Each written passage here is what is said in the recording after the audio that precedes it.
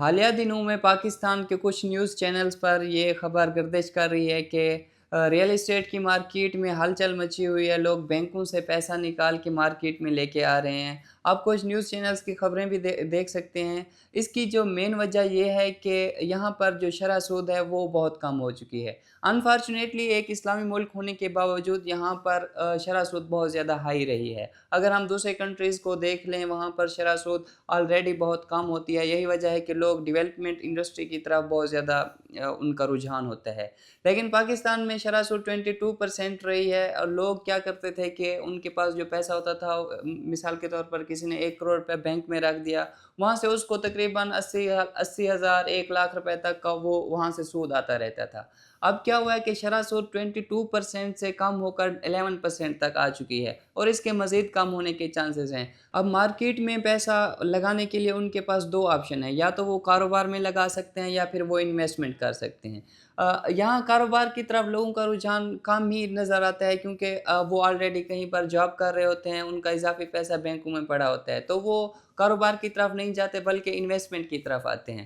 اب انویسٹمنٹ کے پاس ان کے پاس مختلف مواقع ہوتے ہیں, یا تو وہ اسٹاک ایکسچینج کی طرف جا سکتے ہیں, گولڈ میں انویسٹمنٹ کر سکتے ہیں, یا پھر وہ ریئل اسٹیٹ کی طرف آ سکتے ہیں. اب اسٹاک ایکسچینج مارکیٹ کا دیکھا جائے تو اکثر پاکستانیوں کو تو اس کا علم ہی نہیں ہے. تقریباً 5% پاکستانی ہوں گے جو اسٹاک ایکسچینج مارکیٹ کا علم رکھتے ہوں گے. لوگ گولڈ میں بھی انویسٹمنٹ کرنے کو ترجیح نہیں کرتے, کیونکہ یہاں پر جو ریٹرن آؤٹ ہے وہ بہت کم ہوتا ہے. اس کے علاوہ یہاں پر رینٹل انکم بھی کچھ بھی دیکھنے کو نہیں ملتا. تو اکثر لوگوں کا رجحان ریئل اسٹیٹ مارکیٹ کی طرف بڑھتا ہے. یہاں پر 2 بڑی وجوہات ہیں جو سرمایہ کاری کو جو ہے نا باقی تمام آپشن سے زیادہ منافع بخش بناتی ہیں. ایک تو یہ کہ ان کا سرمایہ فزیکلی ایگزسٹ کرتا ہے اور ان کے سرمایہ میں اس کی قدر میں اضافہ ہوتا رہتا ہے. مارکیٹ میں جتنی بھی مندی کے حالات ہوں تو سرمایہ کی قدر میں اضافہ ہونا ہی ہونا ہے. آپ مثال لے لیں کہ کسی نے 4 سال پہلے یا 5 سال پہلے کسی پلاٹ میں انویسٹمنٹ کی تھی, کہ کسی 50 لاکھ کا یا 60 لاکھ کا کوئی فلیٹ لیا تھا. آج بھی دیکھ لیں تو ان کا فلیٹ جو ہوگا وہ 50 لاکھ والا 80 لاکھ سے 90 لاکھ کا تو ہو ہی چکا ہوگا. تو اس کے علاوہ اس کا جو اسے 3 سال کے اندر یا 4 سال کے اندر رینٹل انکم آیا ہے وہ اس کے علاوہ ہے.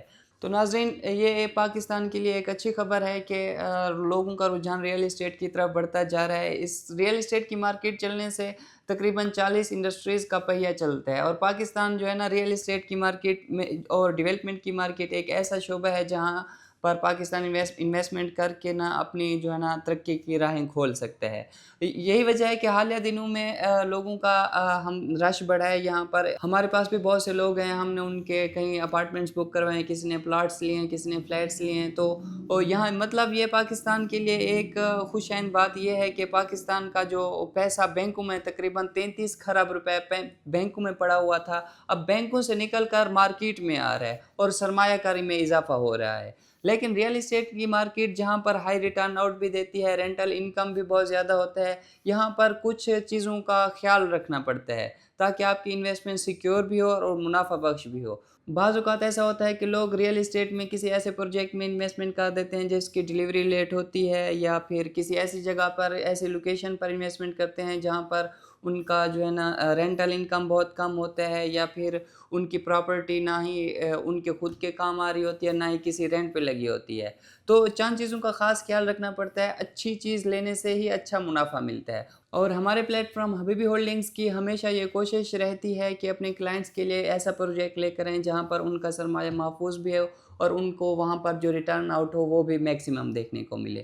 تو ہمارے پاس بہت سے ایسے اچھے آپشنز موجود ہیں. اگر آپ بھی ان آپشنز میں انویسٹمنٹ کرنا چاہتے ہیں اور اپنا سرمایہ کاری کو منافع بخش اور محفوظ بنانا چاہتے ہیں تو ابھی اسکرین پر دیے ہوئے نمبر پر رابطہ کریں. اللہ سے دعا ہے کہ اللہ ہمارا حامی و ناصر ہو اور ہمارے حلال رزق میں اضافہ فرمائے. اس دعا کے ساتھ حبیبی ہولڈنگ کے پلیٹ فارم سے محمد احسن کو اجازت دیجیے.